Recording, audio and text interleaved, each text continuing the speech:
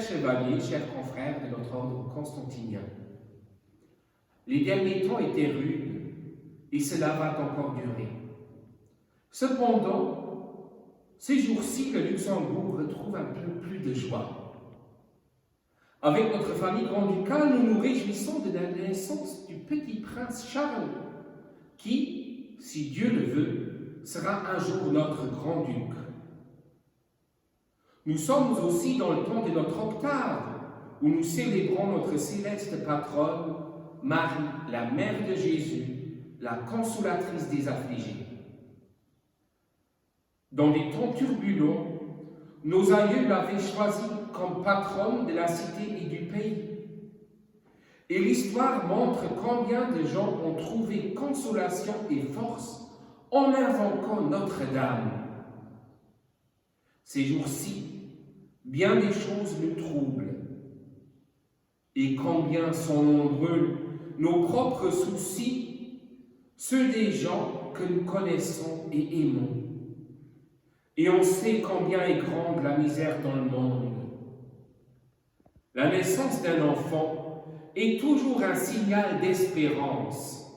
Ne nous laissons pas voler notre espérance, mais regardons Marie, qui peut nous donner un exemple d'espérance quand tout risque de se perdre.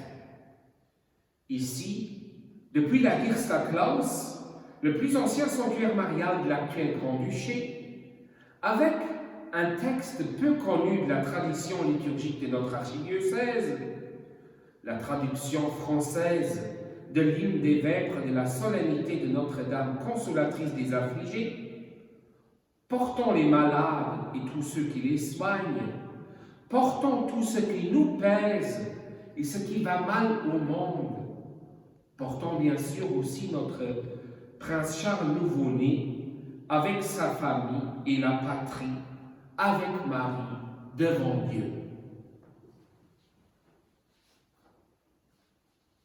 Dans sa tendresse, le Sauveur du monde nous a donné sa propre mère, alors qu'en agneau de Dieu, son sang généreux coulait sur l'autel de la croix. Prenant en pitié notre sort misérable, la peste sévissant partout, la douce consolatrice a fait revivre la ville de Luxembourg. Quand l'hérésie, la guerre cruelle, ensanglante les peuples ici au loin, tu sauves la patrie qui s'est consacrée à toi, auguste patronne. Tu conserves pour nous intact le symbole de la foi des chrétiens, en foulant du pied la tête de l'antique serpent, vierge sans tache.